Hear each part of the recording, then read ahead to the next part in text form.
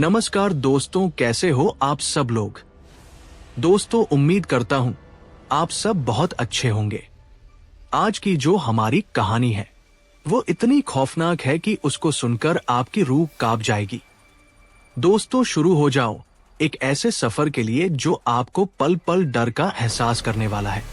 दोस्तों, कहानी शुरू करने से पहले बस इतना ही कहना चाहूंगा आपसे। दोस्तों, आपके लिए हम इतनी मेहनत से कहानी लेकर आते हैं और आप लोग हमको फिर भी सपोर्ट नहीं करते हो। तो दोस्तों, जितने भी हमारे नए दोस्त कहानी सुनने आए हैं वो हमारी फैमिली का हिस्सा बन जाए, ताकि आपको डेली के डेली हॉरर की उस दुनिया में आपको हम लेकर जा सके जहां से निकालना बहुत मुश्किल है। आपको असली डर का एहसास करने वाले हैं हम। और एक बात आपको बताना चाहूंगा दोस्तों, इस चैनल पर एक से बढ़कर एक हॉरर स्टोरी उपलब्ध है। आप एक बार उनको भी सुन ले और तब आपको लगे कि स्टोरी आपके टाइम के हिसाब से वैल्यूएबल स्टोरी आपको मिल रही है, तब आप हमारी फैमिली का हिस्सा बन जाइए। तो दोस्तों, कहानी को शुरू करते हैं। क्या आपने कभी महसूस किया है कि कोई आपको देख रहा है, तब भी जब आप अपने घर के सुरक्षित कमरे में अकेले हो? कभी कभी हम अनजाने में कुछ ऐसा जगा देते हैं जिसे सदियों पहले दफन कर दिया जाना चाहिए था। हिमाचल की उन सर्द वादियों में एक गुफा थी, एक ऐसी गुफा जहां रोशनी जाने से डरती थी। वहां एक अघोरी की तपस्या अधूरी रह गई थी। 7 दोस्तों ने सोचा कि वो सिर्फ एक ऑफिस ट्रिप पर है, एक पिकनिक पर है। उन्हें क्या पता था कि उस गुफा की चौखट लांघते ही उनकी किस्मत पर मौत की मुहर लग चुकी है। वो शहर वापस तो आ गए, अपने दफ्तरों और घरों में लौट गए, पर वो अकेले नहीं लौटे थे। वो अधूरी रस्म अब उनके खून से पूरी होने वाली है। दिल थाम कर सुनिए, क्योंकि आज की रात डार्क शो पर शुरू हो रही है मौत की वो कहानी जो शायद आपकी भी आखिरी रात साबित हो सकती है। काल कोठरी की पुकार। दिल्ली की तपती गर्मी से राहत पाने के लिए प्रिज्म टेक सॉल्यूशंस के 7 कर्मचारियों ने तय किया कि इस बार वीकेंड पर वो हिमाचल के कुल्लू जिले के एक अनजान गांव कसोल से भी आगे कहीं जाएंगे। राहुल, जो इस ग्रुप का लीडर था, उसे एडवेंचर का बहुत शौक था। उसके साथ थे समीर, नेहा, अंकित, प्रिया, रोहन और आयशा। गाड़ी पहाड़ों की घुमावदार सड़कों पर दौड़ रही थी। शाम के 7 बज रहे थे। सूरज पहाड़ियों के पीछे छिप चुका था और आसमान पर गहरा नीला रंग छा गया था। तभी रास्ते में एक पुरानी जीप खराब हो गई। टैक्सी ड्राइवर, जो एक स्थानीय निवासी था, काफी घबराया हुआ था। उसने कहा, साहब, यहां रुकना ठीक नहीं है। ये इलाका रुद्र गुफा के पास है। यहां 7 बजे के बाद परिंदा भी पर नहीं मारता। राहुल हंसा, अरे चाचा, ये सब पुरानी बातें हैं। हम शहर के लोग इन भूत प्रेत की बातों में यकीन नहीं रखते। गाड़ी ठीक होने में वक्त था तो राहुल और समीर थोड़ा टहलने के लिए सड़क के किनारे बने एक संकरे रास्ते पर चल दिए। चलते चलते वो एक घनी झाड़ियों के पीछे जा पहुंचे, जहां एक विशाल चट्टान के बीच में एक संकरा सा छेद था। यही थी वो गुफा। गुफा के बाहर पत्थर पर खून जैसे लाल रंग से कुछ निशान बने थे। समीर ने हिचकिचाते हुए कहा, भाई, अंदर मत जा। ड्राइवर मना कर रहा था, पर राहुल की जिज्ञासा चरम पर थी। उसने अपने फोन की टॉर्च जलाई और अंदर कदम रख दिया। समीर भी डर के मारे उसके पीछे हो लिया। अंदर का नजारा किसी डरावने सपने जैसा था। गुफा के बीचों बीच एक बहुत बड़ा पत्थर का मंच था, जिसके चारों ओर 7 नरमुंड इंसानी खोपड़ियां रखे हुए थे। बीच में एक तांबे का कलश था जिसमें काला गाढ़ा तरल पदार्थ भरा था। वहां से सड़े हुए मांस की बदबू आ रही थी। दीवारों पर अजीबोगरीब आकृतियां बनी थी। ऐसा लग रहा था मानो कोई यहां बैठकर वर्षों से 7 बलि वाली किसी गुप्त रस्म की तैयारी कर रहा था। बीच में एक पुरानी धूल से सनी काली किताब रखी थी। राहुल ने जैसे ही उस किताब को छुआ, पूरी गुफा में एक ठंडी हवा का झोंका आया, जिससे उनके फोन की टॉर्च झिलमिलाने लगी। अचानक गुफा के कोने से एक अजीब सी घरघराहट सुनाई दी। जैसे कोई बिना फेफड़ों के सांस ले रहा हो। कौन है वहां? राहुल चिल्लाया। तभी कलश के अंदर का काला तरल उबलने लगा। राहुल का पैर फिसल गया और वो उस कलश से टकरा गया। कलश गिर गया और वो काला तरल उन नरमुंडों के ऊपर फैल गया। जैसे ही वो तरल हड्डियों से मिला, गुफा की दीवारों से चीखने की आवाजें आने लगी। ऐसा लगा मानो हजारों आत्माएं एक साथ रो रही हों। अंकित और बाकी दोस्त भी आवाज सुनकर गुफा के मुहाने पर आ गए थे। नेहा चीखी, राहुल बाहर आओ, यहां कुछ सही नहीं है। राहुल और समीर भागते हुए बाहर निकले। उनका चेहरा सफेद पड़ चुका था। उन्होंने ड्राइवर को जल्दी चलने को कहा। पूरी वापसी की यात्रा में सन्नाटा पसरा रहा। किसी ने उस गुफा के बारे में बात नहीं की। उन्हें लगा कि शायद ये सिर्फ उनका वहम था या किसी जंगली जानवर की आवाज थी। 3 दिन बाद वे सब दिल्ली वापस आ चुके थे। मंडे की सुबह थी। सब अपने अपने डेस्क पर काम कर रहे थे। राहुल अपने केबिन में बैठा एक प्रेजेंटेशन तैयार कर रहा था। अचानक उसके कंप्यूटर की स्क्रीन नीली पड़ गई। अक्षरों की जगह स्क्रीन पर वही खूनी निशान उभरने लगे जो उसने गुफा के बाहर देखे थे।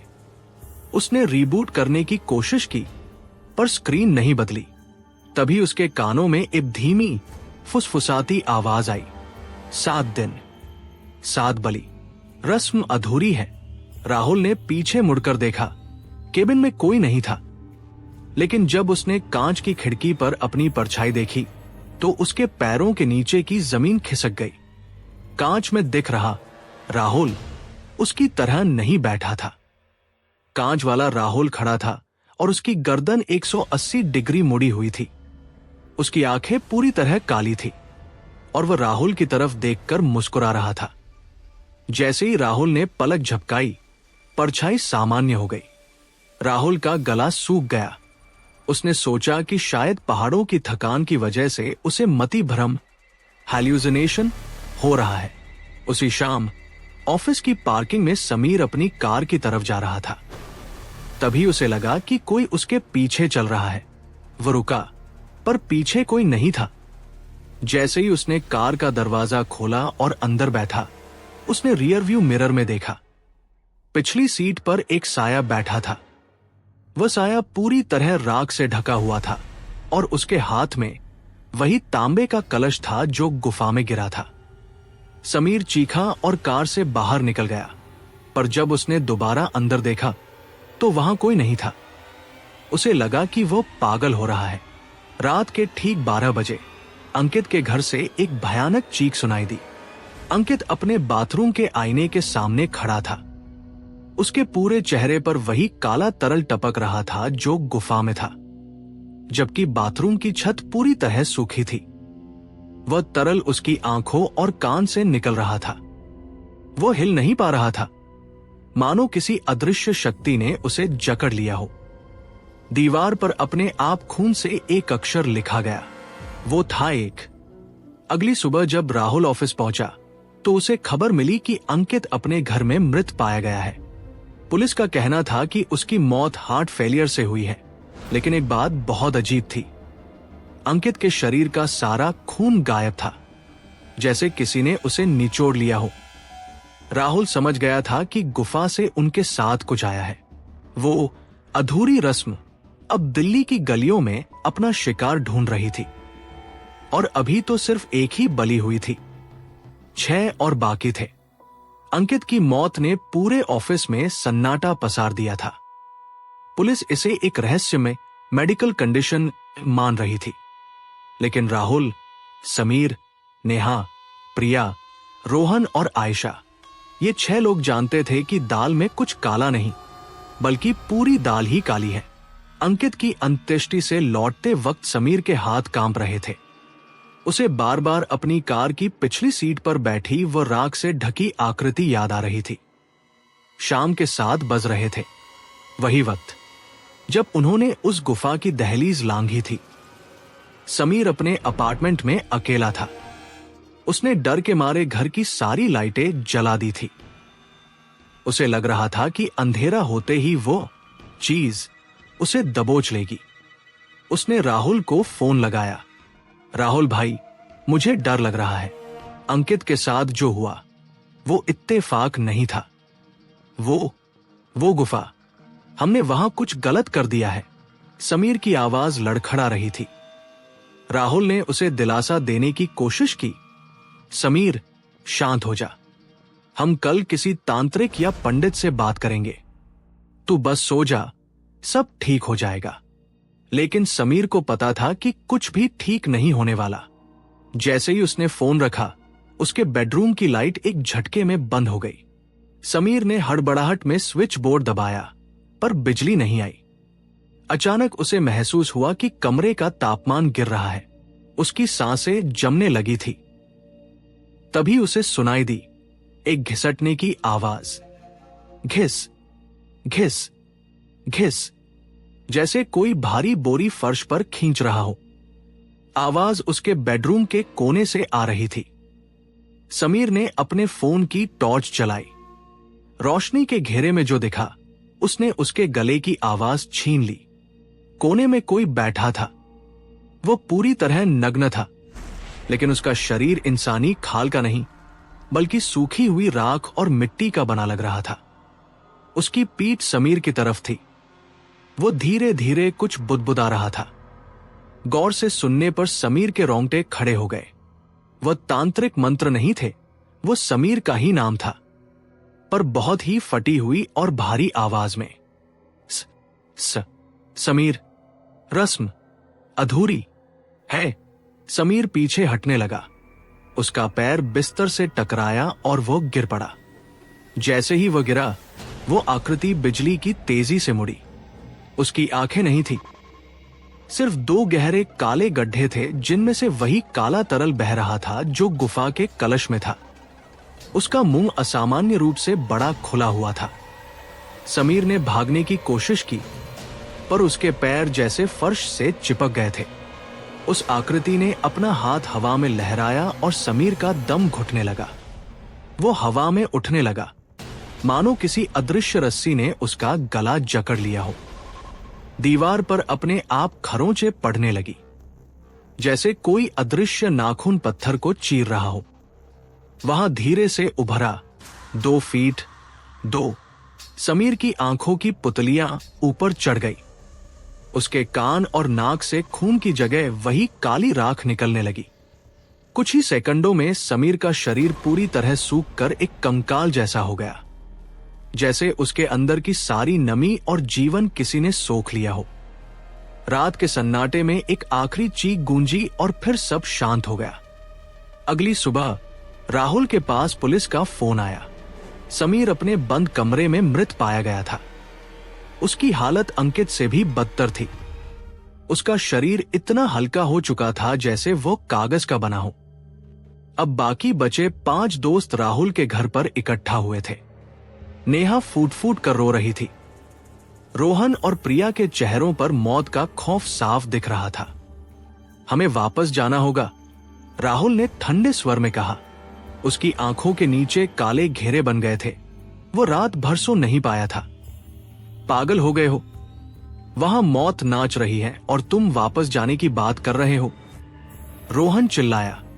अगर नहीं गए तो वो यहां आकर हमें एक एक करके मारेगी। राहुल ने मेज पर एक पुरानी फोटो रखी।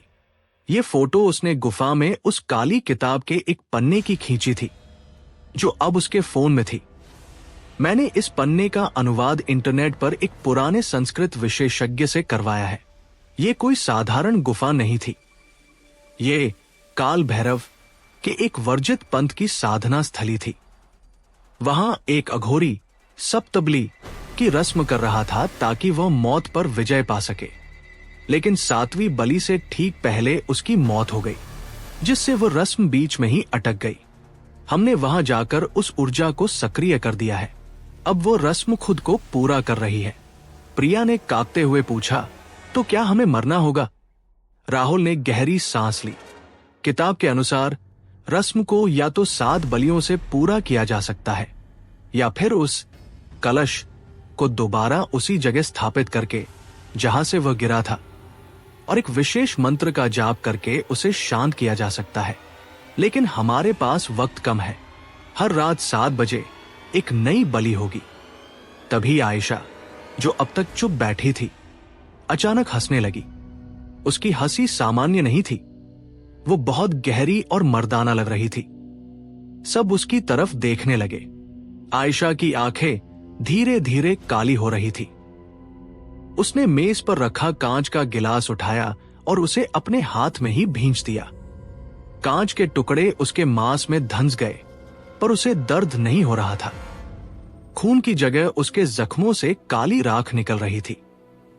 तुम देर कर चुके हो। आयशा की आवाज में एक गूंज थी। अधूरी रस्म को खून का स्वाद लग चुका है। अब कलश वापस रखने से कुछ नहीं होगा। अब उसे मुख्य बलि चाहिए। उसने राहुल की तरफ इशारा किया। जिसने छुआ वही खत्म करेगा। या तो खुद को सौंप दो या अपने दोस्तों को मरते हुए देखो। अचानक आयशा बेहोश होकर गिर पड़ी। जब वह जागी तो उसे कुछ याद नहीं था, लेकिन उसके हाथ के जख्म गायब थे। वहां सिर्फ काले निशान रह गए थे। राहुल समझ गया था कि समय रेत की तरह हाथ से फिसल रहा है। आज रात 7 बजे अगली बलि किसकी होगी? क्या वे वापस हिमाचल पहुंच पाएंगे या दिल्ली की सड़कों पर ही मौत उनका रास्ता रोक लेगी? शाम के 6 बज चुके थे।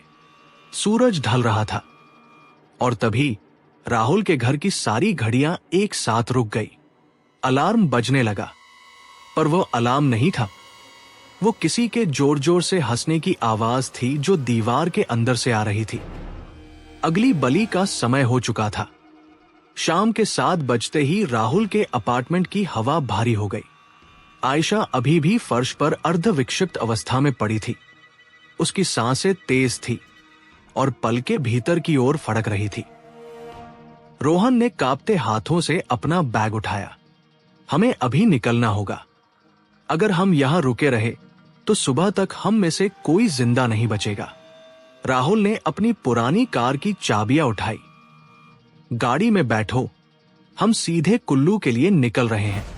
बिना रुके 5 दोस्त, राहुल, नेहा, रोहन, प्रिया और आयशा जल्दबाजी में नीचे पार्किंग की ओर भागे। दिल्ली की सड़कें रात के वक्त भी भरी रहती हैं, लेकिन आज राहुल को हर लाल बत्ती एक खतरे का संकेत लग रही थी। जैसे ही वे शहर की सीमा लांघकर नेशनल हाईवे पर पहुंचे, सन्नाटा गहराने लगा। हेडलाइट की रोशनी के बाहर सिर्फ काला अंधेरा था, जो ऐसा लग रहा था मानो गाड़ी के साथ साथ दौड़ रहा हो। पिछली सीट पर बैठी नेहा सिसक रही थी। अंकित गया, समीर गया, अगला कौन है? क्या हम सच में उस गुफा तक पहुंच पाएंगे? तभी गाड़ी के रेडियो से अचानक खरखराहट की आवाज आने लगी। राहुल ने उसे बंद करने की कोशिश की, पर वॉल्यूम अपने आप तेज होता गया। रेडियो से गाने नहीं, बल्कि किसी के भारी कदमों की आहट और सूखी पत्तियों के चटकने की आवाज आ रही थी। राहुल, इसे बंद करो, प्रिया चिल्लाई। राहुल ने रेडियो का बटन जोर से दबाया, पर आवाज बदल गई। अब वहां से एक बुदबुदाहट सुनाई दे रही थी। वही मंत्र जो उन्होंने गुफा की दीवारों पर देखे थे। अचानक गाड़ी के अंदर का तापमान इतना गिर गया कि उनकी सांसें भाप बनकर निकलने लगी। देखो, रोहन ने सामने के शीशे की तरफ इशारा किया। हाईवे के बीचों बीच एक साया खड़ा था। वह लंबा, काला और धुंधला था। राहुल ने जोर से ब्रेक मारे। गाड़ी चरचराहट के साथ रुकी, लेकिन जब उन्होंने सामने देखा तो वहां कोई नहीं था। वो क्या था? नेहा ने हांफते हुए पूछा। कुछ नहीं, सिर्फ मेरा वहम होगा। राहुल ने खुद को दिलासा दिया और दोबारा एक्सीलरेटर दबाया, लेकिन गाड़ी टस से मस नहीं हुई। पहिए कीचड़ में धंसने जैसी आवाज कर रहे थे, जबकि सड़क पूरी तरह सूखी और पक्की थी। अचानक गाड़ी की छत पर एक जोरदार धमाका हुआ। धप, जैसे कोई बहुत भारी चीज ऊपर से गिरी हो। गाड़ी की छत बीच में से पिचक गई। डर के मारे सबकी चीखें निकल गई। तभी खिड़की के शीशे पर बाहर से एक हाथ दिखाई दिया। वो इंसानी हाथ नहीं था। उसकी उंगलियां बहुत लंबी थी, नाखून काले और नुकीले थे और उस पर मांस की जगह सूखी राख की परतें जमी थी। वह हाथ धीरे धीरे खिड़की के शीशे को खुरचने लगा। कचर कचर कचर। पीछे देखो, आयशा, जो अब तक शांत थी, अचानक चिल्लाई। उसकी आवाज में एक अजीब सा डर था। पिछली सीट की डिक्की वाले हिस्से से वही काला तरल रिसकर अंदर आने लगा था। वो तरल फर्श पर फैलते ही धुएं में बदलने लगा। उस धुएं के बीच से दो पीली चमकती आंखें उभरी। रोहन, जो सबसे पीछे बैठा था, अचानक जकड़ लिया गया। किसी अदृश्य शक्ति ने उसकी गर्दन को पीछे की ओर खींच लिया। बचाओ राहुल, मुझे बचाओ। रोहन का गला रुंध गया। राहुल ने मुड़कर उसे पकड़ने की कोशिश की, पर उसका हाथ रोहन तक पहुंचने से पहले ही एक ठंडी दीवार से टकरा गया। हवा वहां सख्त हो चुकी थी। रोहन का शरीर धीरे धीरे गाड़ी की पिछली खिड़की की तरफ खींचने लगा। अचानक गाड़ी की सारी खिड़कियां एक साथ चटक गई। ठंडी हवा का एक बवंडर अंदर घुसा। रोहन की चीखें हाईवे के सन्नाटे में विलीन होने लगी। उसके चेहरे की खाल ऐसे खिंच रही थी जैसे कोई उसे अंदर से सोख रहा हो। 3 इंच 3। गाड़ी के डैशबोर्ड पर धूल में ये अंक अपने आप उभर आया। रोहन का शरीर एक झटके में शांत हो गया। उसकी आंखें पूरी तरह सफेद हो चुकी थी और उसके मुंह से वही राख निकलने लगी। देखते ही देखते उसका शरीर किसी पुरानी लकड़ी की तरह सूख कर काला पड़ गया। बाकी चारों दोस्त सदमे में जम गए थे।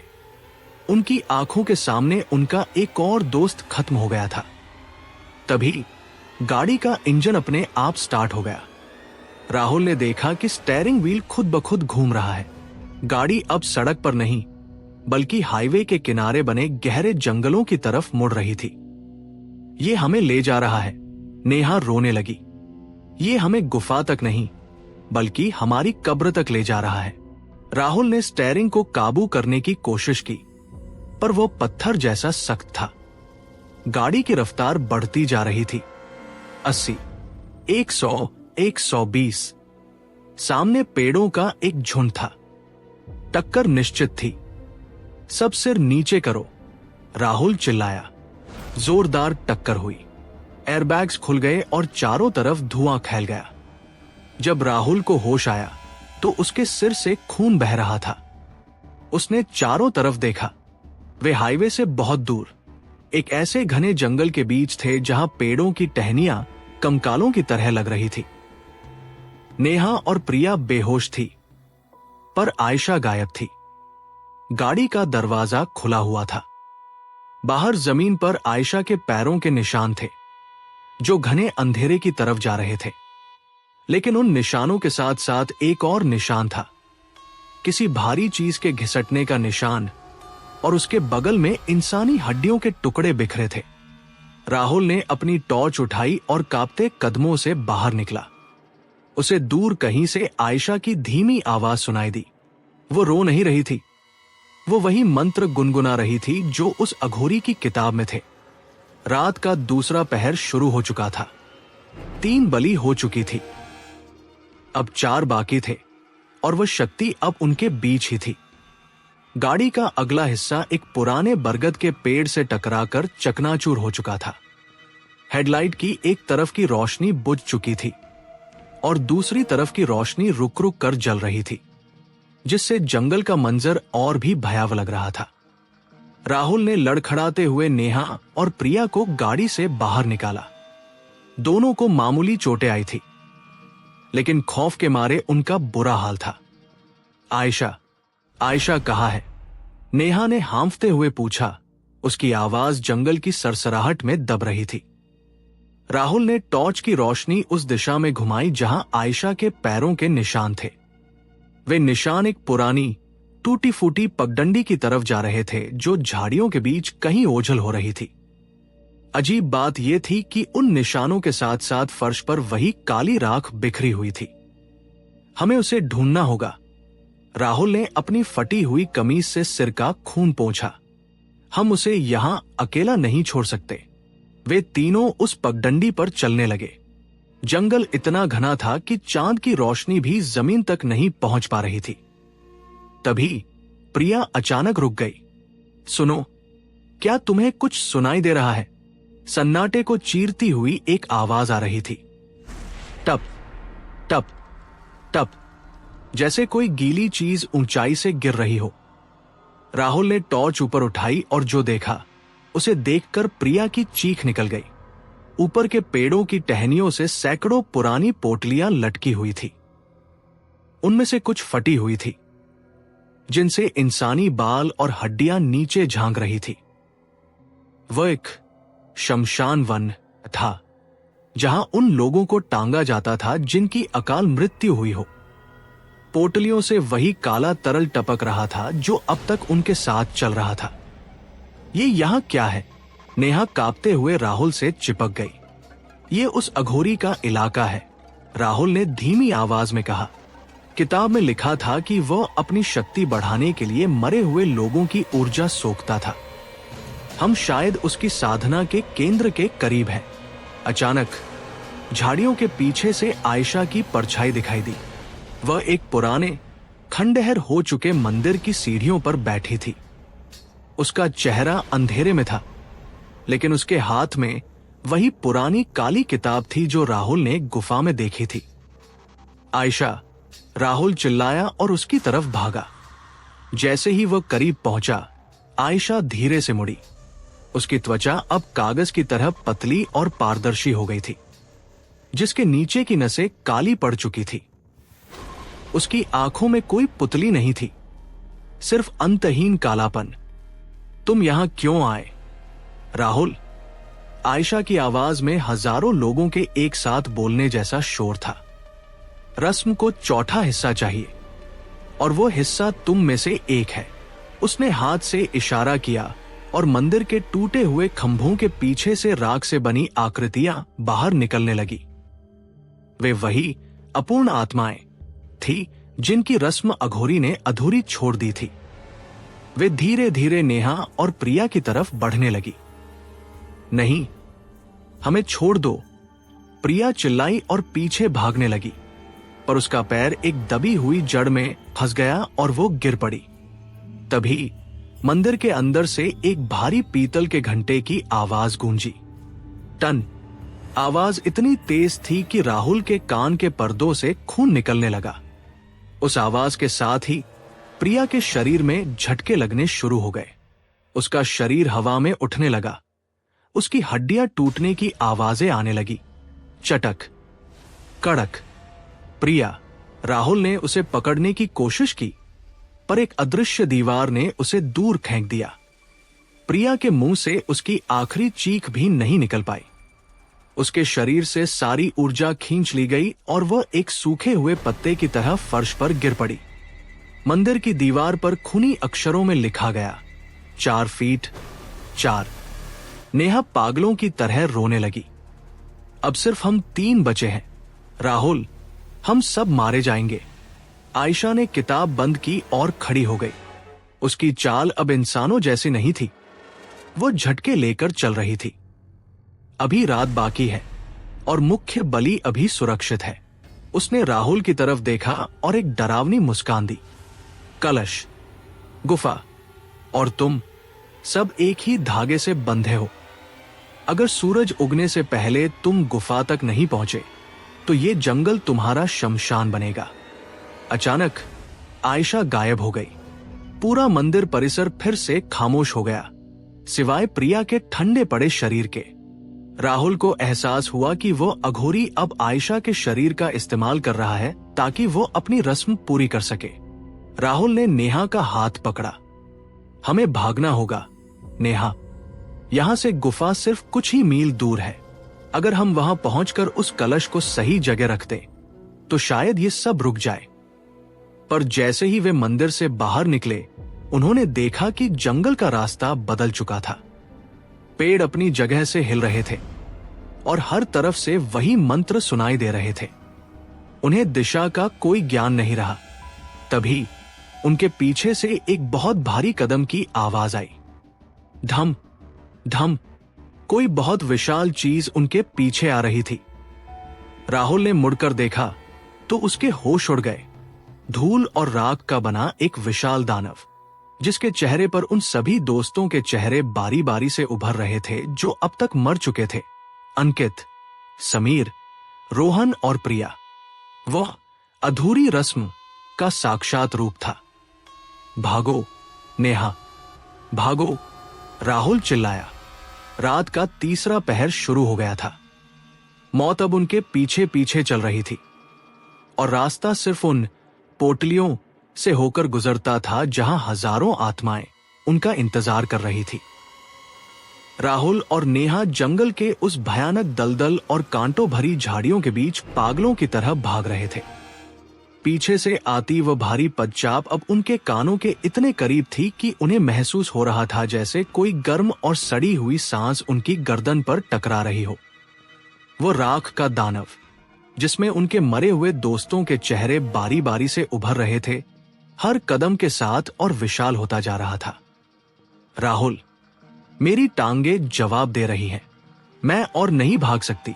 नेहा लड़खड़ाकर एक पुरानी चट्टान के पास गिर पड़ी। उसकी आंखों में मौत का ऐसा खौफ था जिसे देखकर राहुल का कलेजा कांप उठा। राहुल ने उसे खींचकर खड़ा करने की कोशिश की। बस थोड़ा और नेहा, वो देखो, सामने वही पहाड़ी है जहां वो गुफा है। हमें बस वहां पहुंचना है। चांद अब बादलों के पीछे पूरी तरह छिप चुका था। जंगल में एक अप्राकृतिक सन्नाटा छा गया, जैसे हवा ने भी अपनी गति रोक ली हो। तभी चारों तरफ से फुसफुसाहटें शुरू हो गई। रुको, मत जाओ, रस्म पूरी करो। सैकड़ों आवाजें एक साथ गूंज रही थी।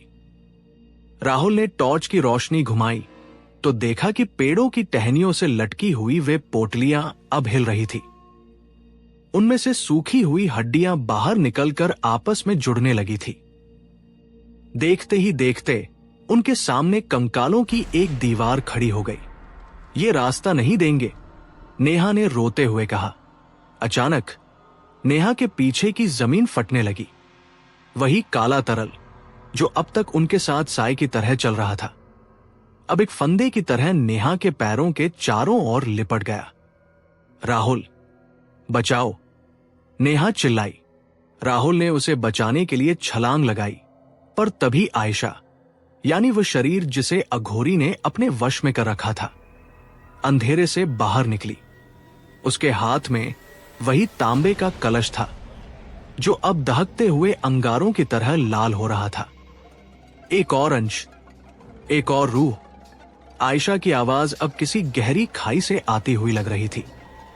नेहा का समर्पण ही इस रस्म को उस अंतिम पड़ाव पर ले जाएगा जहां मौत भी मेरा दास बनेगी। आयशा ने कलश से थोड़ा सा काला तरल हवा में उछाला। वह तरल हवा में ही जम गया और नुकीले कांटों की तरह नेहा के शरीर की ओर बढ़ने लगा। राहुल ने अपनी जान की परवाह किए बिना बीच में कूदकर नेहा को धक्का दे दिया। वो काला कांटा राहुल के कंधे को चीरता हुआ निकल गया। आह! राहुल दर्द से कराह उठा। उसके जख्म से खून नहीं, बल्कि वही काली राख निकलने लगी। राहुल, नेहा चीखी, पर वो कुछ कर पाती उससे पहले ही उन कंकालों ने उसे जकड़ लिया। आयशा ने अपनी उंगलियां हवा में लहराई और नेहा का शरीर धीरे धीरे उस पहाड़ी की गुफा की ओर खींचने लगा। नेहा की एड़ियां जमीन पर रगड़ रही थी, जिससे मिट्टी पर गहरे निशान बन रहे थे। 5 इंच, 5। राहुल की आंखों के सामने हवा में ये नंबर धुएं से बन गया। राहुल समझ गया कि नेहा की बलि प्रक्रिया शुरू हो चुकी है। वह पूरी तरह नहीं मरी थी, पर उसकी आत्मा अब उस रस्म के जाल में फंस चुकी थी। राहुल अपने जख्मी कंधे को पकड़कर उनके पीछे भागा। गुफा का मुहाना अब उसके सामने था, वही डरावना छेद जहां से ये सब शुरू हुआ था। गुफा के अंदर का नजारा अब बदल चुका था। वहां हजारों मोमबत्तियां अपने आप जल रही थी, पर उनकी रोशनी पीली नहीं बल्कि नीली थी। बीच के मंच पर 7 नरमुंडों के बीच अब खाली जगह नहीं थी। वहां अंकित, समीर, रोहन और प्रिया की रूहें धुएं के रूप में खड़ी थी। उनकी आंखें राहुल को देख रही थी, मानो उससे मदद मांग रही हो। नेहा को उस मंच के बीच में लिटा दिया गया था। वो होश में थी, पर उसका शरीर पत्थर जैसा सख्त हो चुका था। आयशा ने राहुल की तरफ मुड़कर देखा। तुम्हें क्या लगा था? तुम इसे रोकोगे? तुम तो सिर्फ एक मोहरा थे जो कलश को यहां तक वापस लाने के लिए इस्तेमाल किए गए।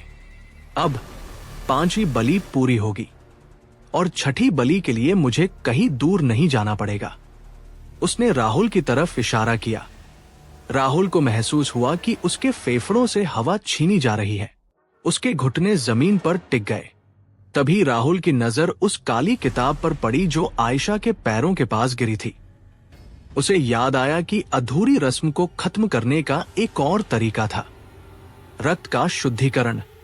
राहुल ने अपना जख्मी हाथ, जिससे अभी भी खून और राख निकल रही थी, जोर से फर्श पर पटका और अपने खून से उस मंच पर बने निशानों को मिटाने की कोशिश की। नहीं, रुक जाओ। आयशा की आवाज में पहली बार डर सुनाई दिया। जैसे ही राहुल का खून उन तांत्रिक निशानों से मिला, गुफा में एक जोरदार विस्फोट हुआ।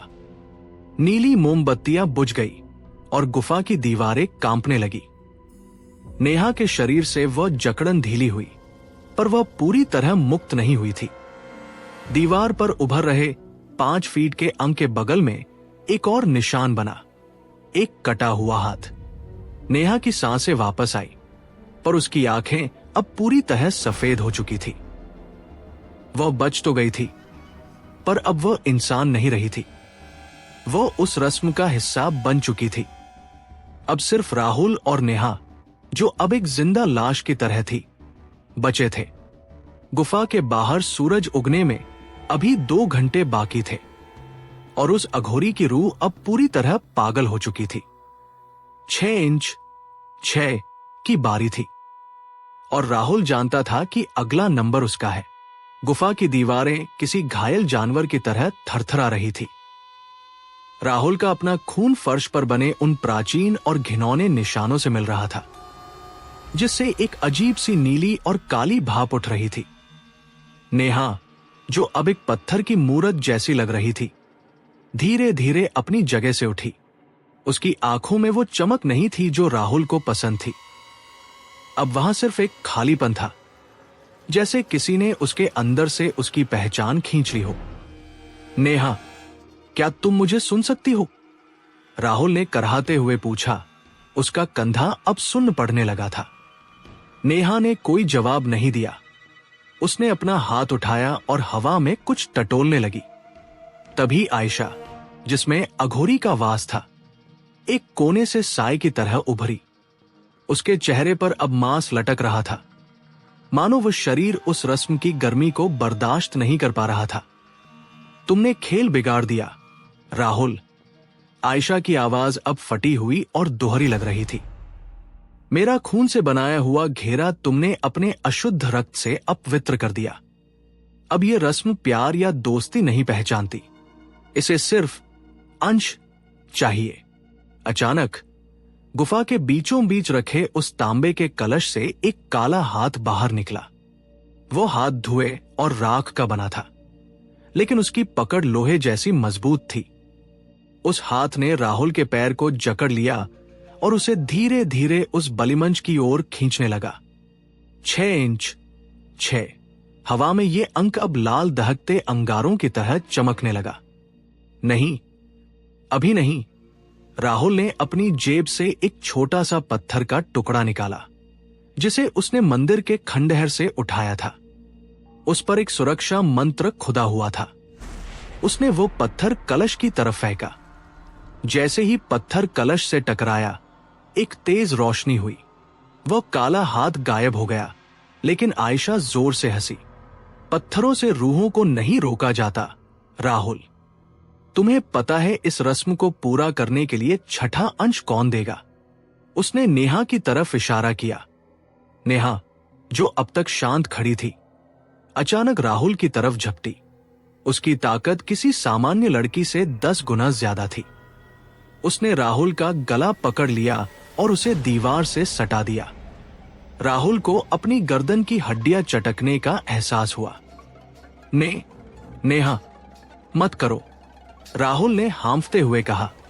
नेहा के चेहरे पर एक पल के लिए दर्द उभरा, जैसे उसकी असली आत्मा अंदर से लड़ रही हो। उसकी आंखों से खून के आंसू गिरने लगे। राहुल, मुझे मार दो, ये मुझे चैन से मरने भी नहीं दे रहा। नेहा की अपनी आवाज एक पल के लिए सुनाई दी। राहुल का दिल बैठ गया।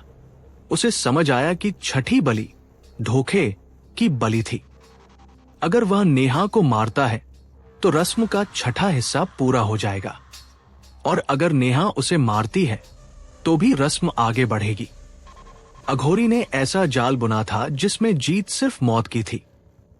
मैं तुम्हें नहीं मारूंगा, नेहा, राहुल ने फुसफुसाते हुए कहा। उसने अपनी आंखें बंद की और उस अघोरी की किताब की एक बात याद की, जो रस्म अधूरी छोड़े वही उसका अंत बने। राहुल ने अपनी पूरी ताकत जुटाई और नेहा की पकड़ से खुद को छुड़ाकर सीधा उस अघोरी आयशा के शरीर की तरफ भागा। उसने आयशा को पकड़ लिया और उसे खींचते हुए उस गहरे अंधेरे गड्ढे की तरफ ले जाने लगा जो गुफा के पिछले हिस्से में था, जहां से उस सड़ी हुई गंध आ रही थी।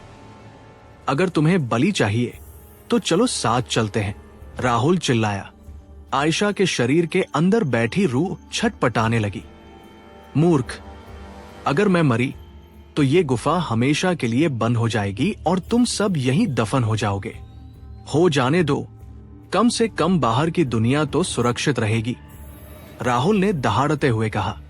जैसे ही वे गड्ढे के किनारे पहुंचे, फर्श पर लिखा नंबर 6 इंच जोर जोर से धड़कने लगा। अचानक गुफा की छत से एक बड़ा पत्थर गिरा और सीधे आयशा के पैरों पर लगा। वह चीखी और उस चीख के साथ ही आयशा के मुंह से एक काली परछाई बाहर निकली और राहुल के सीने में समाने लगी। राहुल को लगा जैसे उसके शरीर में उबलता हुआ लावा भर दिया गया हो। उसका शरीर काला पड़ने लगा। उसकी नसों में खून की जगह राख दौड़ने लगी। नेहा अब फर्श पर गिर चुकी थी। वो धीरे धीरे होश में आ रही थी, लेकिन राहुल अब बदल चुका था। उसकी आंखों में अब वही अंतहीन कालापन था जो पहले आयशा की आंखों में था। राहुल, नेहा ने कांपते हुए पुकारा। राहुल ने मुड़कर देखा। उसके चेहरे पर एक डरावनी मुस्कान थी। रस्म लगभग पूरी है। दीवार पर 6 इंच मिट गया और वहां उभरा 7 फीट 7। अंतिम बलि अब खुद राहुल था, जिसके अंदर वो अघोरी समा चुका था। अब सिर्फ एक कदम बाकी था। उसे खुद को उस कलश के ऊपर खत्म करना था ताकि अघोरी को अमरता मिल सके। क्या नेहा अपने दोस्त को उस आखिरी शैतानी कदम को उठाने से रोक पाएगी, या डार्क शो का ये नायक ही इस दुनिया का सबसे बड़ा विलेन बन जाएगा? गुफा के भीतर का वातावरण अब किसी श्मशान की ठंडी राख जैसा हो गया था। राहुल, जिसके शरीर में अब उस अघोरी की रूह का काला साया समा चुका था, धीरे धीरे उस बलिमंच की ओर बढ़ रहा था। उसके चलने की आवाज इंसानी नहीं थी।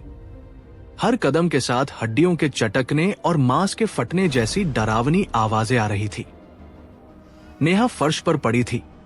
उसका शरीर कांप रहा था। उसने देखा कि राहुल के चेहरे की नसें अब काली पड़ चुकी हैं और उसके नाखूनों से वही गाढ़ा काला तरल टपक रहा है। राहुल, रुक जाओ, तुम ये नहीं हो, नेहा ने चीखते हुए कहा, लेकिन उसकी आवाज गुफा की दीवारों से टकराकर वापस आ गई।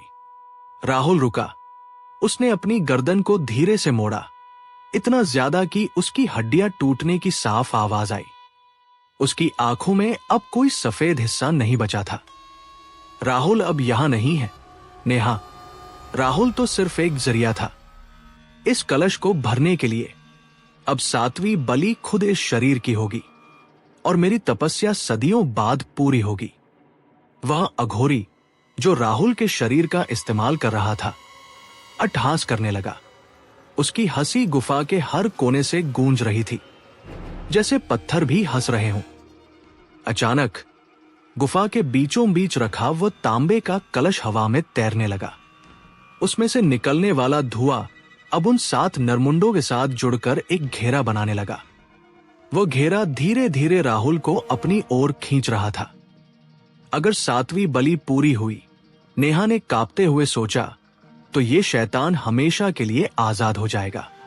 तभी नेहा की नजर उस काली किताब पर पड़ी जो राहुल के गिरने के समय उसके पास ही रह गई थी। उसने कांपते हाथों से पन्ने पलटने शुरू किए। उसे याद आया कि राहुल ने कहा था, अधूरी रस्म को वही खत्म कर सकता है जिसने उसे शुरू किया हो।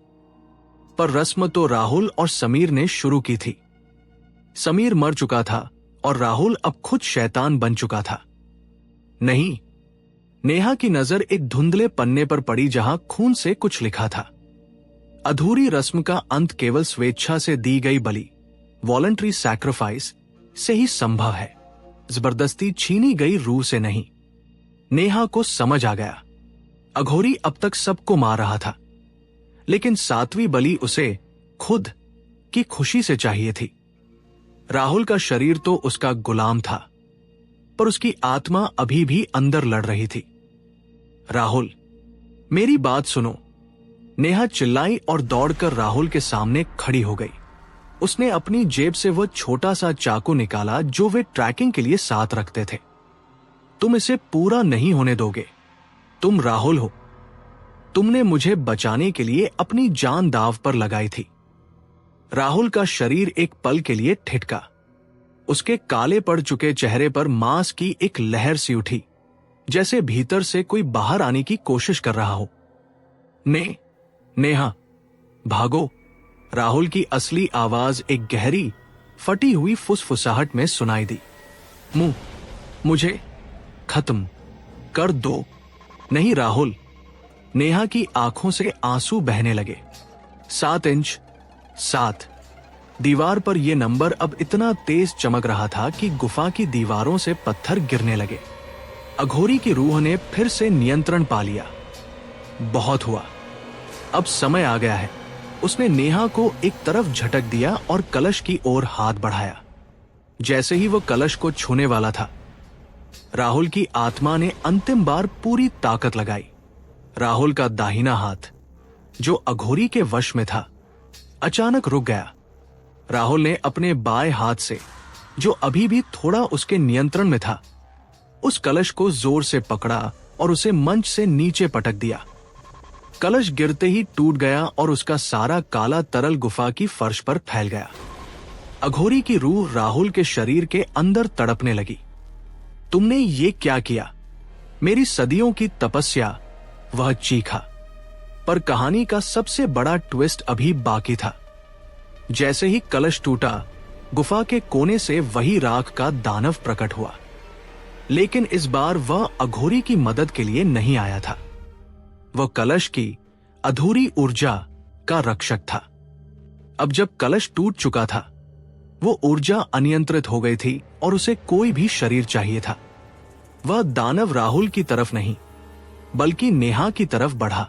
नहीं, राहुल अघोरी की आवाज में नहीं, बल्कि अपनी असली आवाज में चिल्लाया। उसने देखा कि नेहा के पीछे वही 7 इंच का अंक अब उसकी पीठ पर उभर रहा था। रस्म ने अपना रास्ता बदल लिया था। कलश टूटने के बाद रस्म को अब मुख्य बलि के रूप में राहुल नहीं, बल्कि वह इंसान चाहिए था जो सबसे कमजोर और डरा हुआ था। नेहा, नीचे झुको, राहुल चिल्लाया। लेकिन देर हो चुकी थी। उस दानव के हाथ नेहा की गर्दन तक पहुंच चुके थे। अचानक राहुल ने एक ऐसा फैसला लिया जिसने रस्म की पूरी दिशा ही बदल दी। उसने उस काली किताब को उठाया और उसे अपने सीने से सटा लिया। फिर वह सीधे उस दानव और नेहा के बीच में कूद गया। मुझे ले जाओ, मैं अपनी मर्जी से खुद को सौंपता हूं। राहुल की दहाड़ पूरी गुफा में गूंज गई। जैसे ही उसने मर्जी शब्द कहा, गुफा में एक सन्नाटा छा गया। अघोरी की रूह, दानव और वे 7 नरमुंड सब एक साथ राहुल के शरीर में समाने लगे। राहुल का शरीर हवा में उड़ गया, और उसमें से एक तेज सफेद रोशनी निकलने लगी। 7 इंच का अंक राहुल के माथे पर चमकने लगा और फिर गायब हो गया। एक जोरदार धमाका हुआ। नेहा की आंखें बंद हो गई। जब उसने आंखें खोली तो गुफा खाली थी। न वहां कोई अघोरी था, न दानव और न ही राहुल। फर्श पर सिर्फ राहुल की घड़ी और उसकी वो फटी हुई कमीज पड़ी थी। सूरज की पहली किरण गुफा के मुहाने से अंदर आ रही थी। रस्म पूरी हो चुकी थी, पर राहुल ने खुद को कुर्बान करके नेहा को बचा लिया था। नेहा लड़खड़ाते हुए गुफा से बाहर निकली। उसे लगा कि सब खत्म हो गया है, पर जैसे ही उसने अपने फोन के कैमरे में अपना चेहरा देखा, उसके रोंगटे खड़े हो गए। उसकी आंखों की पुतलियां हल्की सी काली थी और उसके कान के पीछे वही खूनी निशान था जो गुफा के बाहर बना था।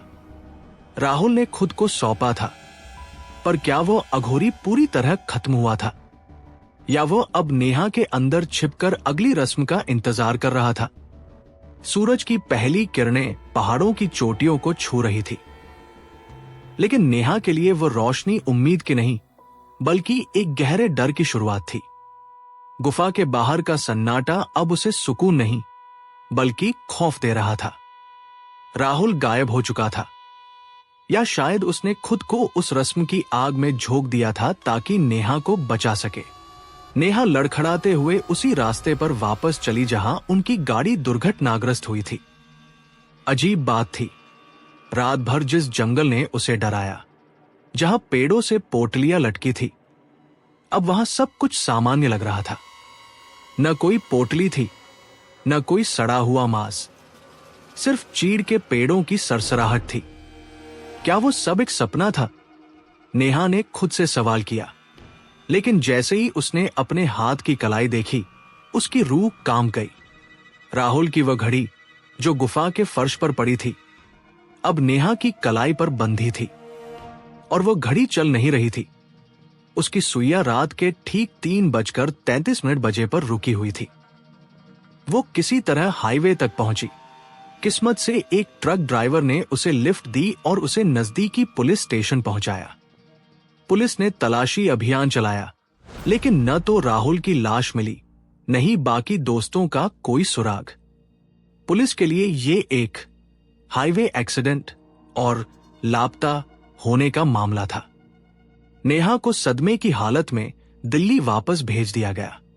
दिल्ली 2 हफ्ते बाद नेहा अपने पुराने फ्लैट में अकेली बैठी थी। ऑफिस से उसने लंबी छुट्टी ले ली थी। शहर की भीड़ भाड़ और गाड़ियों के शोर के बीच भी उसे वही घिसटने वाली आवाजें सुनाई देती थी। घिस घिस घिस। वो रात भर सो नहीं पाती थी। हर बार जब वो आंखें बंद करती, उसे राहुल का वो काला पड़ा हुआ चेहरा और अघोरी की वो डरावनी हंसी याद आती। उस शाम नेहा ने खुद को हिम्मत देकर आईने के सामने खड़ा किया। उसने कई दिनों से अपनी शक्ल ठीक से नहीं देखी थी। जैसे ही उसने अपनी गर्दन घुमाई, उसे कान के पीछे वही खूनी निशान दिखा। वो निशान अब बड़ा हो गया था और उसमें से काली नसें उसके चेहरे की ओर बढ़ रही थी। नहीं, राहुल ने मुझे बचा लिया था। उसने खुद को सौंपा था। नेहा चिल्लाई और आईने पर हाथ मारा। अचानक उसके पीछे रखे लैपटॉप की स्क्रीन अपने आप चालू हो गई। स्क्रीन पर प्रिज्म टेक सॉल्यूशंस का वही पुराना प्रोजेक्ट फोल्डर खुला, जिस पर वे सब मिलकर काम कर रहे थे। एक वीडियो फाइल अपने आप प्ले होने लगी। वीडियो में राहुल, अंकित, समीर और बाकी सब लोग ऑफिस की किसी पार्टी में हंस रहे थे। अचानक वीडियो ग्लिच होने लगा। राहुल का चेहरा स्क्रीन पर स्थिर हो गया। उसकी आंखों की जगह 2 काले गड्ढे बन गए और वह सीधे नेहा की तरफ देखने लगा। नेहा, रस्म अभी पूरी नहीं हुई है। वीडियो से राहुल की आवाज आई, पर वह आवाज बहुत भारी और गूंजती हुई थी। 7वीं बलि स्वेच्छा से दी गई थी, लेकिन वह पूर्ण नहीं थी। अघोरी को शरीर मिल गया, पर उसे द्वार चाहिए शहर में दाखिल होने के लिए। नेहा के कमरे की लाइटें झपझपाने लगी। ठंडी हवा का एक झोंका खिड़की बंद होने के बावजूद अंदर आया। द्वार। नेहा की आवाज कांप रही थी। तभी उसे एहसास हुआ, राहुल ने खुद को कुर्बान नहीं किया था। अघोरी ने राहुल को एक कंटेनर की तरह इस्तेमाल किया था ताकि वो गुफा की सीमाओं से बाहर निकल सके। और नेहा वो रास्ता थी जिसके जरिए वह इस भीड़ भाड़ वाले शहर में अपनी भूख मिटाने वाला था। दीवार पर अचानक वही काली राख उभरने लगी। इस बार वहां कोई नंबर नहीं लिखा था, वहां एक नाम लिखा था, आकाश रॉय। वही पत्रकार जिसके बारे में राहुल अक्सर बात करता था, जो पैरानॉर्मल एक्टिविटीज की जांच करता था। नेहा को समझ आया कि अघोरी अब अपने अगले शिकार की ओर बढ़ रहा था, और वह शिकार कोई और नहीं बल्कि वो इंसान था जो इस रहस्य को सुलझाने की ताकत रखता था। अचानक नेहा के फ्लैट की घंटी बजी। Ding dong. नेहा ने कांपते कदमों से दरवाजे के पास जाकर। दिल्ली की बारिश ने शहर की सड़कों को और भी धुंधला बना दिया था। आकाश रॉय, एक निडर पत्रकार जो अपनी पैरानॉर्मल इन्वेस्टिगेशन सीरीज के लिए जाना जाता था, अपने ऑफिस के केबिन में बैठा पुराने फाइलों को खंगाल रहा था। तभी उसके फोन की घंटी बजी। दूसरी तरफ एक थरथराती पर अजीब सी भारी आवाज थी, नेहा की। आकाश, आपको आना होगा। वो रस्म, वो अधूरी रह गई है। वो राहुल को ले गए और अब वो मेरे अंदर है। आकाश ने कई केस सुलझाए थे, लेकिन इस आवाज में कुछ ऐसा था जिसने उसके अनुभवी खून को भी ठंडा कर दिया। उसने तुरंत अपना कैमरा और रिकॉर्डर उठाया और नेहा के बताए पते की ओर निकल पड़ा। उसे नहीं पता था कि वो किसी केस की गुत्थी सुलझाने नहीं, बल्कि मौत के जाल में पैर रखने जा रहा है। जब आकाश नेहा के फ्लैट के बाहर पहुंचा तो गलियारे का सन्नाटा असामान्य था। सीलन भरी दीवारों से पानी टपक रहा था, पर वह पानी नहीं बल्कि चिपचिपा और काला था। जैसे ही उसने दरवाजे पर हाथ रखा, दरवाजा खुद ब खुद चरमराते हुए खुल गया। अंदर का मंजर देख आकाश के होश उड़ गए। पूरे लिविंग रूम में हजारों मोमबत्तियां जली हुई थी, लेकिन उनकी लौ नीली थी। फर्श पर वही पुरानी काली किताब खुली पड़ी थी और उसके पन्नों से काली राख हवा में तैर रही थी। नेहा कमरे के बीचों बीच बैठी थी। उसकी पीठ आकाश की तरफ थी। वो लगातार कुछ बुदबुदा रही थी। नेहा, मैं आकाश हूं। राहुल ने तुम्हारे बारे में बताया था। आकाश ने सावधानी से कदम बढ़ाते हुए अपना कैमरा ऑन किया। जैसे ही कैमरे की लाइट नेहा पर पड़ी, वह धीरे से मुड़ी। उसकी गर्दन एक झटके में 180 डिग्री घूम गई, बिना शरीर हिलाए। उसकी आंखों की जगह अब सिर्फ 2 गहरे अनंत गड्ढे थे। आकाश, रस्म को सत्य चाहिए, और सत्य केवल तुम लिख सकते हो। नेहा की आवाज में अब 5 अलग अलग लोगों के बोलने का शोर था। अंकित, समीर, रोहन, प्रिया और राहुल। आकाश ने देखा कि नेहा के पीछे की दीवार पर ताजा खून से एक नाम लिखा गया था, आकाश रॉय, और उसके बगल में चमक रहा था नंबर 9 फीट 9। ये सब क्या है? राहुल कहाँ है? आकाश ने चिल्लाकर पूछा, हालांकि उसका कैमरा हाथ में कांप रहा था। राहुल, अब पुल है। नेहा उठी और हवा में तैरते हुए आकाश की ओर बढ़ने लगी। गुफा से शहर तक का रास्ता। और तुम वो स्याही हो जिससे इस रस्म का अंतिम अध्याय लिखा जाएगा। अचानक कमरे की सारी मोमबत्तियां एक साथ बुझ गई। अंधेरे में आकाश को महसूस हुआ कि कोई भारी चीज उसे फर्श पर पटक रही है। उसने अपनी टॉर्च जलाई तो देखा कि फर्श पर उसकी अपनी परछाई उससे अलग होकर खड़ी हो गई थी। वो परछाई राहुल की शक्ल की थी। वो परछाई आकाश के गले की तरफ बढ़ी। आकाश ने अपना बचाव करने के लिए पास पड़ा एक पीतल का दीपक उठाया और उसे परछाई की ओर फेंका। जैसे ही धातु उस साए से टकराई, एक जोरदार चीख गूंजी। तुम्हें लगता है तुम इसे रोक सकते हो? नेहा की आवाज अब छत से आ रही थी। अघोरी को अब सिर्फ बलि नहीं, उसे प्रसिद्धि चाहिए। तुम्हारी रिपोर्ट, तुम्हारी वीडियो, जब लाखों लोग इसे देखेंगे तो वो रस्म उन सबके घरों में पहुंच जाएगी। डार्क शो अब सिर्फ एक चैनल नहीं, एक पोर्टल बनेगा।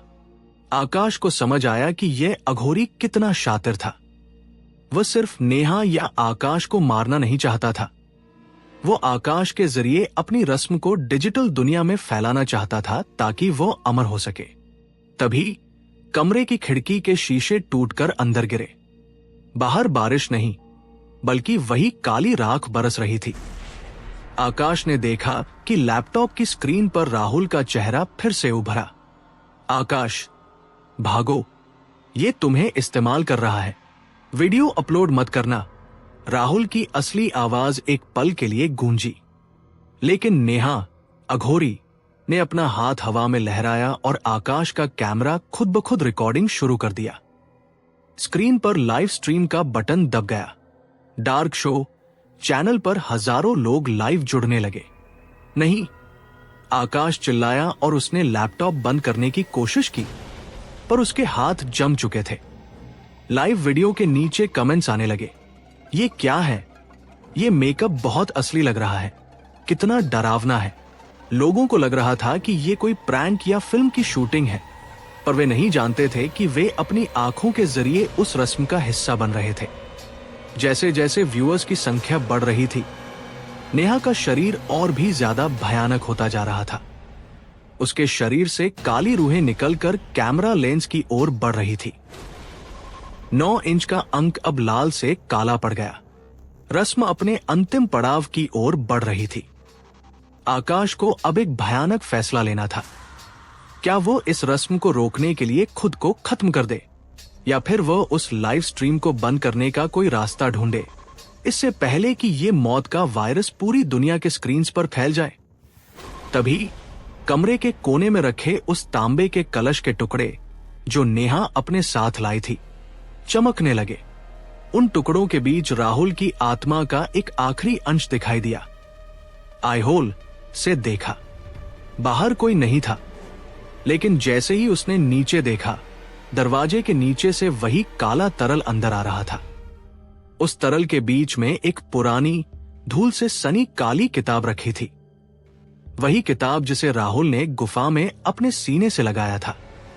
किताब के ऊपर राहुल की एक तस्वीर चिपकी थी, जिसके पीछे लिखा था, खोजो मत, वरना मिल जाएगा।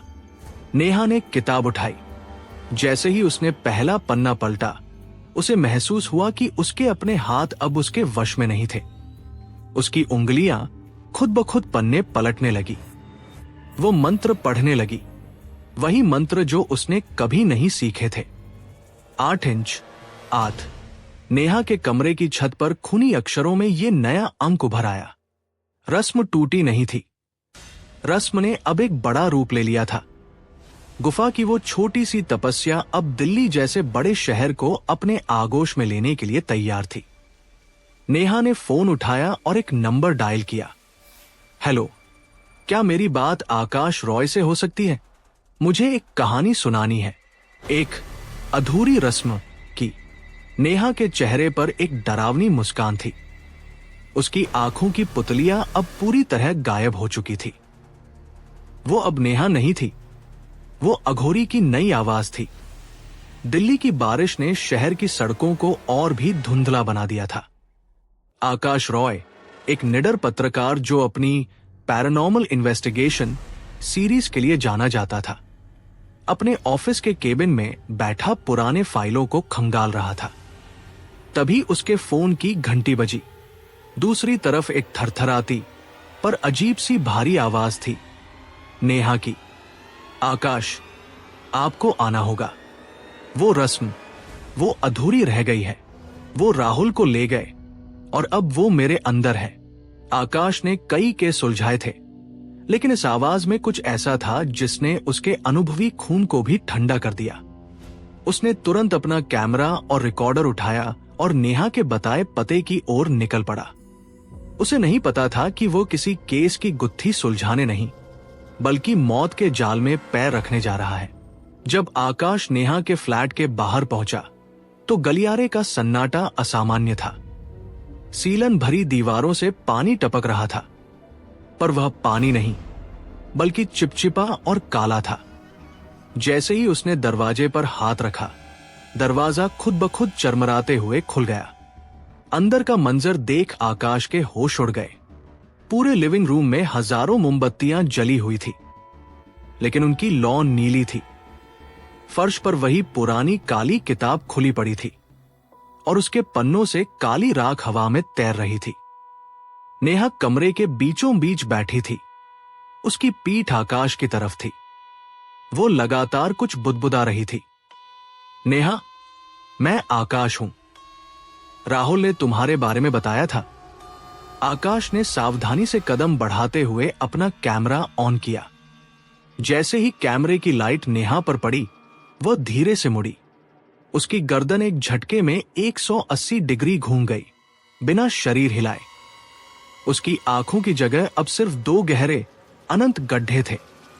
आकाश, रस्म को सत्य चाहिए और सत्य केवल तुम लिख सकते हो। नेहा की आवाज में अब 5 अलग अलग लोगों के बोलने का शोर था। अंकित, समीर, रोहन, प्रिया और राहुल। आकाश ने देखा कि नेहा के पीछे की दीवार पर ताजा खून से एक नाम लिखा गया था, आकाश रॉय, और उसके बगल में चमक रहा था नंबर 9 फीट 9। ये सब क्या है? राहुल कहाँ है? आकाश ने चिल्लाकर पूछा, हालांकि उसका कैमरा हाथ में कांप रहा था। राहुल, अब पुल है। नेहा उठी और हवा में तैरते हुए आकाश की ओर बढ़ने लगी। गुफा से शहर तक का रास्ता। और तुम वो स्याही हो जिससे इस रस्म का अंतिम अध्याय लिखा जाएगा। अचानक कमरे की सारी मोमबत्तियां एक साथ बुझ गई। अंधेरे में आकाश को महसूस हुआ कि कोई भारी चीज उसे फर्श पर पटक रही है। उसने अपनी टॉर्च जलाई तो देखा कि फर्श पर उसकी अपनी परछाई उससे अलग होकर खड़ी हो गई थी। वो परछाई राहुल की शक्ल की थी। वो परछाई आकाश के गले की तरफ बढ़ी। आकाश ने अपना बचाव करने के लिए पास पड़ा एक पीतल का दीपक उठाया और उसे परछाई की ओर फेंका। जैसे ही धातु उस साए से टकराई, एक जोरदार चीख गूंजी। तुम्हें लगता है तुम इसे रोक सकते हो? नेहा की आवाज अब छत से आ रही थी। अघोरी को अब सिर्फ बलि नहीं, उसे प्रसिद्धि चाहिए। तुम्हारी रिपोर्ट, तुम्हारी वीडियो। जब लाखों लोग इसे देखेंगे तो वो रस्म उन सबके घरों में पहुंच जाएगी। डार्क शो अब सिर्फ एक चैनल नहीं, एक पोर्टल बनेगा। आकाश को समझ आया कि यह अघोरी कितना शातिर था। वह सिर्फ नेहा या आकाश को मारना नहीं चाहता था। वो आकाश के जरिए अपनी रस्म को डिजिटल दुनिया में फैलाना चाहता था ताकि वो अमर हो सके। तभी कमरे की खिड़की के शीशे टूटकर अंदर गिरे। बाहर बारिश नहीं बल्कि वही काली राख बरस रही थी। आकाश ने देखा कि लैपटॉप की स्क्रीन पर राहुल का चेहरा फिर से उभरा। आकाश, भागो, ये तुम्हें इस्तेमाल कर रहा है। वीडियो अपलोड मत करना। राहुल की असली आवाज एक पल के लिए गूंजी, लेकिन नेहा, अघोरी, ने अपना हाथ हवा में लहराया और आकाश का कैमरा खुद ब खुद रिकॉर्डिंग शुरू कर दिया। स्क्रीन पर लाइव स्ट्रीम का बटन दब गया। डार्क शो चैनल पर हजारों लोग लाइव जुड़ने लगे। नहीं, आकाश चिल्लाया और उसने लैपटॉप बंद करने की कोशिश की, पर उसके हाथ जम चुके थे। लाइव वीडियो के नीचे कमेंट्स आने लगे। ये क्या है? ये मेकअप बहुत असली लग रहा है। कितना डरावना है।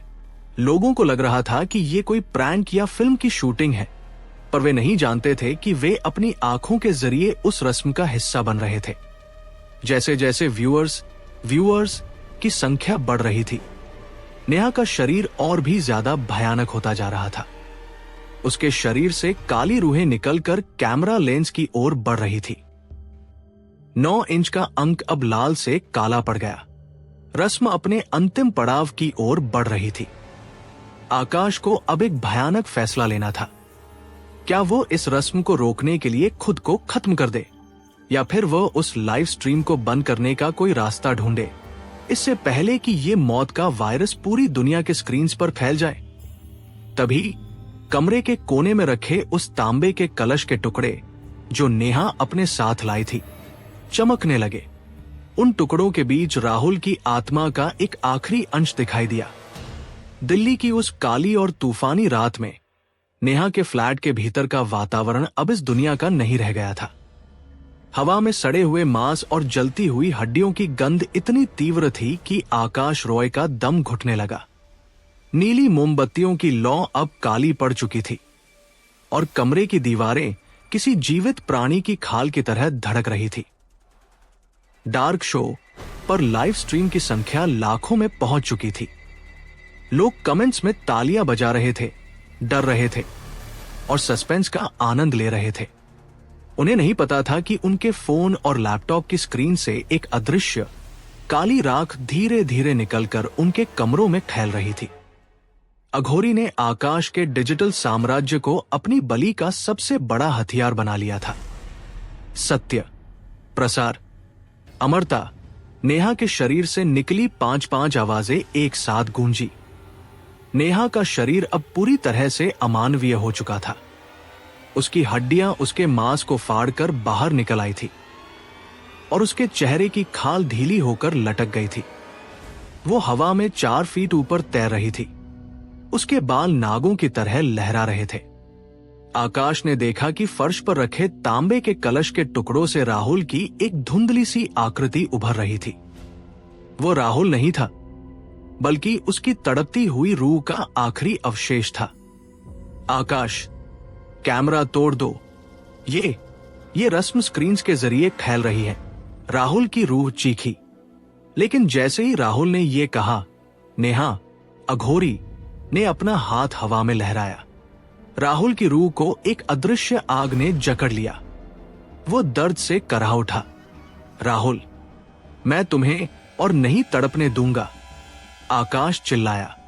उसने अपनी जेब से वो पवित्र रुद्राक्ष निकाला जो उसे एक पुराने केस के दौरान एक सिद्ध साधु ने दिया था।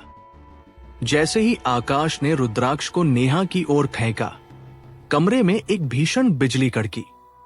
कड़क, धड़ाम, पूरे फ्लैट की खिड़कियां एक साथ टूट गई। कांच के हजारों टुकड़े गोल गोल घूमने लगे, जैसे कोई खूनी बवंडर आ गया हो। नेहा की आंखों से बहने वाला काला तरल अब फर्श पर नहीं, बल्कि हवा में तैरने लगा और छोटे छोटे सायों का रूप लेने लगा। वे साए अंकित, समीर और रोहन की शक्ल के थे, जो अब पूरी तरह राक्षसी हो चुके थे। आकाश ने लैपटॉप को बंद करने की कोशिश की, पर स्क्रीन पर अब उसकी अपनी ही मौत का मंजर दिखने लगा। उसने देखा कि लाइव वीडियो में वो खुद तड़प रहा है, जबकि उसका असली शरीर अभी खड़ा था। अघोरी समय और वास्तविकता के साथ खेल रहा था। 10 छत पर खूनी अक्षरों में ये अंतिम अंक उभरा। इसके साथ ही एक ऐसी आवाज आई जैसे जमीन के नीचे से हजारों मुर्दे एक साथ चीख रहे हों। अब रस्म पूरी होगी। नेहा की आवाज अब भारी गर्जना में बदल गई। आकाश, तुम अंतिम आहुति हो। तुम्हारी रूह इस डिजिटल जाल की धुरी बनेगी। अचानक आकाश के पीछे की दीवार से 2 लंबे काले हाथ निकले और उसके सीने को जकड़ लिया। उन हाथों के नाखून आकाश के मांस में धंसने लगे। उसे महसूस हुआ कि उसका खून उसके शरीर से बाहर नहीं निकल रहा, बल्कि उसे पिया जा रहा था। लाइव स्ट्रीम देख रहे लाखों लोग अब अपने घरों में चीखने लगे थे। उनके कमरों की लाइटें बंद होने लगी थी। अघोरी की परछाई अब हर उस घर में पहुंच चुकी थी जहां डार्क शो चल रहा था। ये एक सामूहिक नरसंहार की शुरुआत थी। तभी राहुल की रूह ने अपनी अंतिम ऊर्जा बटोरी। वो सीधे आकाश के शरीर में समा गई। एक पल के लिए आकाश को अद्भुत शक्ति महसूस हुई।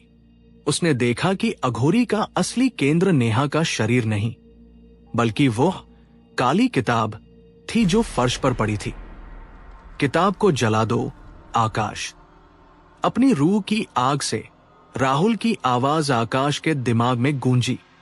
आकाश ने अपने शरीर में धन से उन काले हाथों को झटके से तोड़ा। उसका खून किताब के पन्नों पर गिरा। उसने पास पड़ी एक मोमबत्ती उठाई और चिल्लाते हुए किताब पर फेंक दी। जैसे ही किताब ने आग पकड़ी, पूरा फ्लैट एक भयानक चीख से गूंज उठा। यह चीख नेहा की नहीं थी, यह उस सदियों पुराने अघोरी की थी। नेहा का शरीर जोर जोर से कांपने लगा और उसके मुंह से काली राख का फव्वारा छूटने लगा। लाइव स्ट्रीम अचानक कट गई। लाखों स्क्रीन्स एक साथ फट गई। लेकिन खौफ अभी खत्म नहीं हुआ था। किताब जल रही थी, पर आग का रंग काला था। उस आग के बीच से अघोरी का असली चेहरा बाहर निकला। एक खोपड़ी जिसके ऊपर अभी भी ताजा मांस चिपका था। वह आकाश की ओर बढ़ा।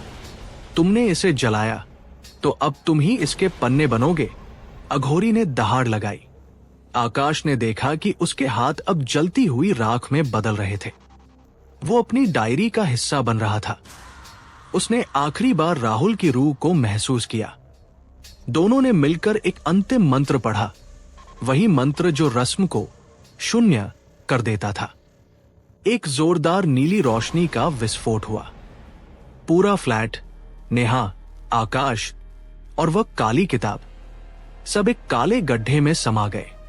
अगली सुबह दिल्ली पुलिस जब नेहा के फ्लैट पर पहुंची तो वहां कुछ नहीं था। न फर्नीचर, न नेहा, न आकाश। पूरा फ्लैट ऐसा खाली था जैसे वहां कभी कोई रहा ही न हो। दीवारें सफेद थी, कोई खूनी निशान नहीं था। लेकिन पास की गली में एक छोटा बच्चा खेल रहा था। उसे कूड़े के ढेर में एक पुराना आधा जला हुआ कैमरा मिला।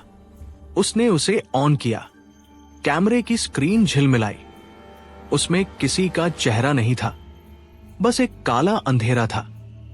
और उस अंधेरे के बीच से एक धीमी फुसफुसाहट आई। नमस्ते दोस्तों, डार्क शो में आपका स्वागत है।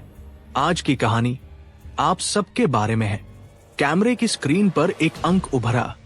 एक रस्म खत्म नहीं हुई थी, वो बस फिर से शुरू हो गई थी।